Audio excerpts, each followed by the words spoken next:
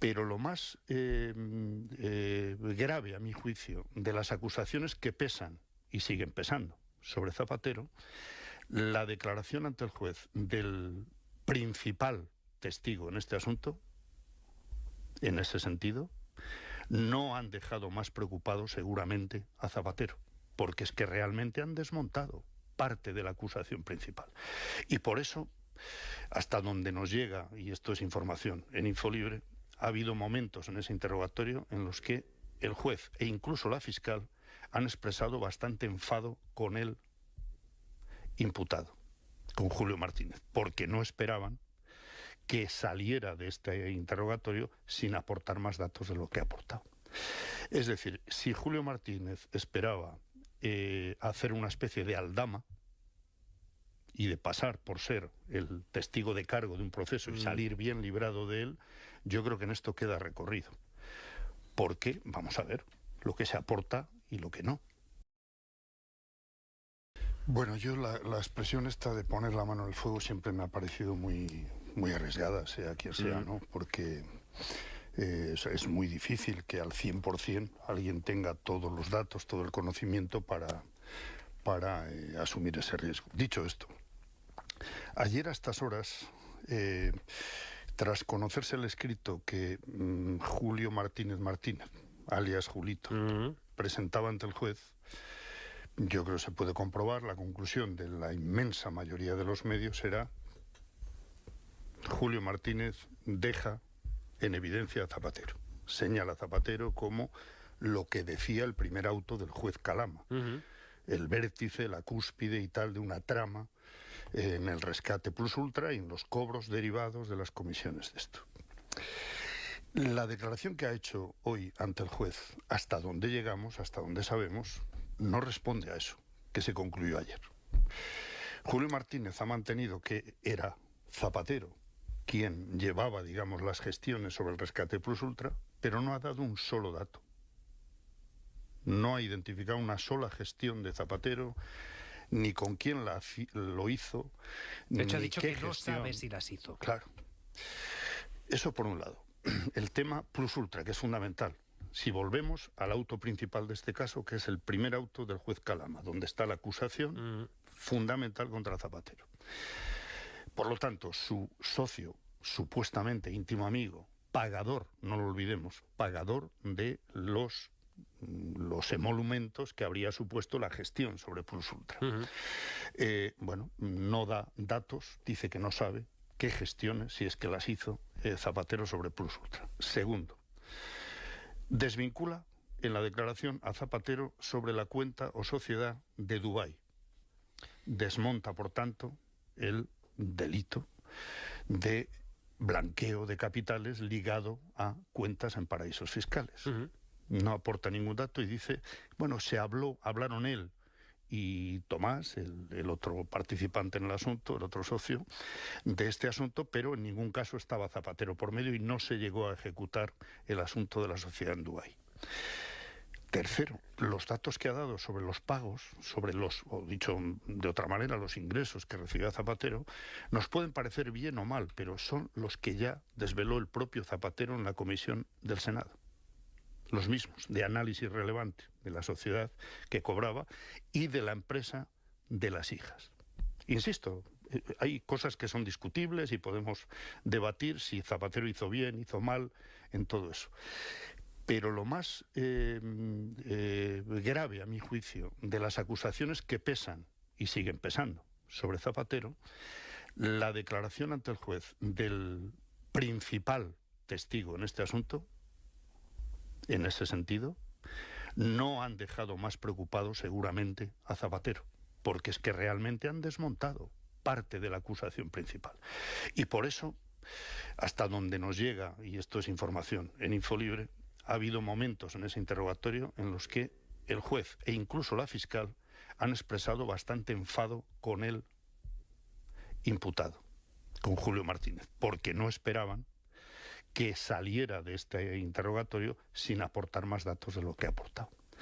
Es decir, si Julio Martínez esperaba hacer una especie de aldama y de pasar por ser el testigo de cargo de un proceso y salir bien librado de él, yo creo que en esto queda recorrido. Porque, vamos a ver, lo que se aporta y lo que no. Es importante preguntarte por lo siguiente. Ojo con Julio Martínez alias Julito, socio de Zapatero.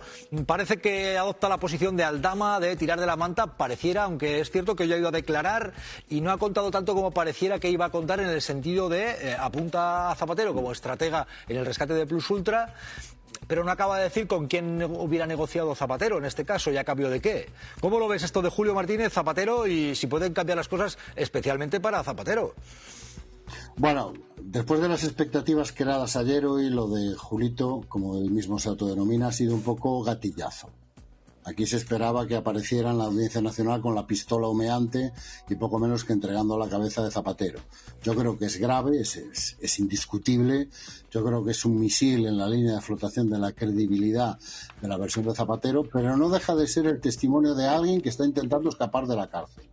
Y que lo único que nos dice es que yo no tuve nada que ver, yo pasaba por allí, yo era el chico de los recados, yo no cometí ningún delito y toda la culpa es de Mengano, que es lo mismo que dicen los dueños o los accionistas o los presidentes de Plus Ultra en este caso, ¿no? Entonces estamos hablando de versión contra versión, pero está claro que lo que hoy se esperaba era mucho más de lo que hemos visto. Ha sido un poquito gatillazo. Yo creo que había muchísimas expectativas puestas en el testimonio de Julito Martínez y de momento, a la espera de ver si es capaz de aportar más pruebas que aporten, o mejor dicho, que sustenten su versión, se queda en, bueno, yo digo una cosa, yo pasaba por allí, soy el chico de los recados, a mí todo me lo ordenaba Zapatero y la versión de Zapatero. Y después una segunda cuestión muy breve, si me permite, Jesús, sí. A ver si con este caso nos enteramos de una vez de cuándo cobrar comisiones es legal y cuándo no.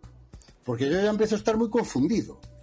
O sea, porque hay momentos en los que parece que, por ejemplo, si eres hermano de la presidenta de la Comunidad de Madrid y cobras unas comisiones por vender unas mascarillas a una administración, por lo visto eso es perfectamente legal, pero en el caso de Zapatero parece que no. Entonces, yo estoy muy interesado como jurista, si me permites, en a ver si tenemos ya un criterio claro de, aparte de ser del PP o no, ¿cuándo es legal cobrar comisiones y cuándo no? Estoy muy interesado en ese tema. ¿Qué está ocurriendo con Julio Martínez? ¿Qué vislumbras? ¿A dónde crees que apunta esto? Vamos a ver, Julio Martínez está imputado, de la misma manera que Zapatero está imputado. Por lo tanto, como sabéis, un imputado tiene derecho a defenderse no declarando contra sí mismo. Puede incluso falsificar la realidad. Y por lo tanto, Julio Martínez pues ha hecho una declaración en defensa de sus intereses. Dicho esto, lo que dice Julio Martínez es lo que decía el juez, a saber que Zapatero es el líder de la trama y es él el que traía los clientes. Entre esos clientes, dice Julio Martínez, está Plus Ultra. El problema es muy claro. Si Zapatero, como dice Julio Martínez,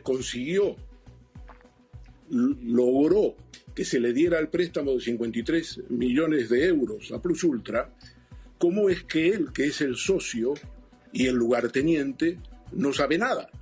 Es decir, ¿cómo no sabe nada de cómo se consiguió? Porque si tú eres el socio en una empresa, y señor Julito Martínez dice que eran socios, o por lo menos, aunque no formalmente, estaban en la misma empresa, se reunían, discutían clientes, él facturaba. ¿Cómo es que él no sabe nada de cuál fue el talismán que utilizó Zapatero o los talismanes para que le dieran el préstamo de 53 millones de euros a Plus Ultra?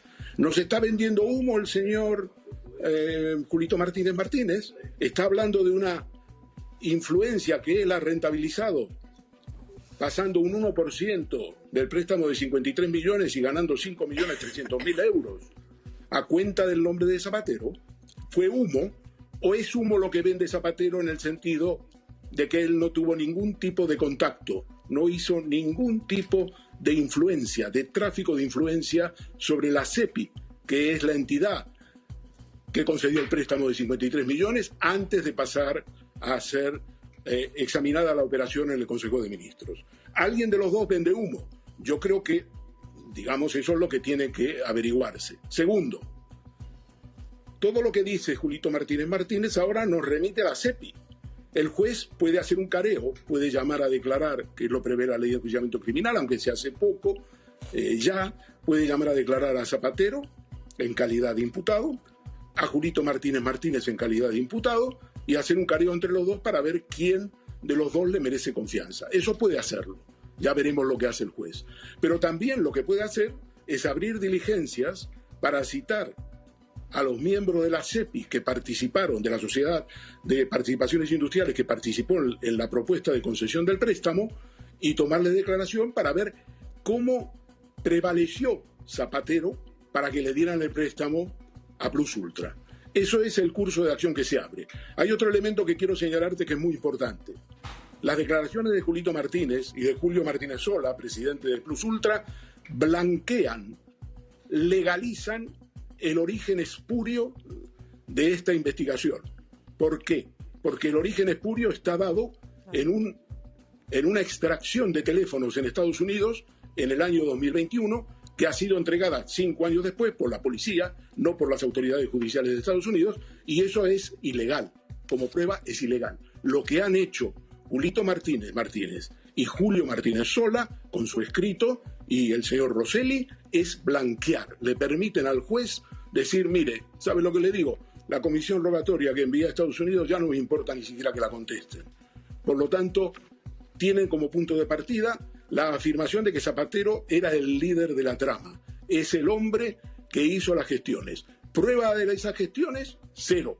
Ninguna prueba. El señor Julito Martínez, que es el socio, digamos, el hombre que estaba día a día con Zapatero, dice, oye, es que yo no sé cómo lo consiguió. Yo sé que lo consiguió, pero no sé cómo lo consiguió. No es verosímil. No es verosímil. Yo creo que el señor Julito Martínez, en parte, vende humo. No es creíble y tiene su derecho a vender humo porque es imputado. Ernesto, y te pido una valoración muy breve, por favor, sobre lo siguiente. 5 investigaciones abiertas al juez Peinado. El Poder Judicial, el Consejo, por ahora aplaza la decisión. Entre otras polémicas investigaciones sobre el juez Peinado, esto de señalar que los cuerpos y fuerzas de seguridad del Estado que ejercen la escolta de la esposa del presidente podían ayudarla a fugarse de España. Hay 5 investigaciones por ahora, no hay respecto al juez Peinado una decisión de decir una reprobación o un reproche de lo que ha hecho, ¿no? Se aplaza la decisión. ¿Ante qué estamos aquí, Ernesto? Ricardo Conde es el promotor de la acción disciplinaria y fue nombrado en acuerdo para la renovación del Consejo General del Poder Judicial. ¿Quién es Ricardo Conde? Aquí hay que preguntarse quiénes son las personas que deciden. El señor Ricardo Conde fue miembro de la Administración de Justicia de Aznar, del Ministerio de Justicia, en el año 2001. El señor Conde fue miembro del gobierno de Rajoy, del Ministerio de Justicia, en el año 2012. El señor Conde fue miembro del Consejo General del Poder Judicial con el señor Lesmes, Carlos Lesmes, propuesto por el PP. Es decir, estamos ante una persona que no solo no actúa contra Peinado, es que le protege. Decir que realmente no encuentra nada en esas 5 denuncias donde han tenido perjuicios sobre determinados procedimientos porque el juez Peinado no hizo lo que debía hacer, cometió infracciones, decir eso es protegerlo. Pero no solo lo protege él, lo protegen los jueces de la sección 23 de la Audiencia de Madrid que han devuelto el pasaporte, pero al devolver el pasaporte a Begoña Gómez, dicen que el juez, hombre, que bueno, estuvo desafortunado al decir esto de que los miembros, los escoltas podían ayudar a escapar, a fugarse a Begoña Gómez, pero que bueno, que luego agregó que como el presidente de gobierno es una función efímera, le justifican. El señor Juan Carlos Peinado tiene el derecho, todo el derecho del mundo, de ser el líder de la justicia española, mucho más que el Tribunal Supremo. Y en este sentido será protegido. Hay una cosa más, si me permite, que te diré. El juez Peinado el día domingo hizo una providencia cuando se enteró de que la sección 23 de la Audiencia de Madrid había tirado para adelante con el juicio conjurado para Begoña Gómez. Un domingo, el domingo del partido. Tú, yo y miles de españoles estábamos viendo el partido. Pero el señor Peinado dedicó eso a una jornada de trabajo. ¿Y por qué hizo eso? Dio 5 días a las partes para que califiquen, porque él quiere llamar a una audiencia preliminar rápidamente. Tiene mucha prisa porque él se jubila en septiembre y no quiere que ningún juez distinto de él tome cartas en el asunto. Por lo tanto, quiere despachar el tema del juicio conjurado rápidamente.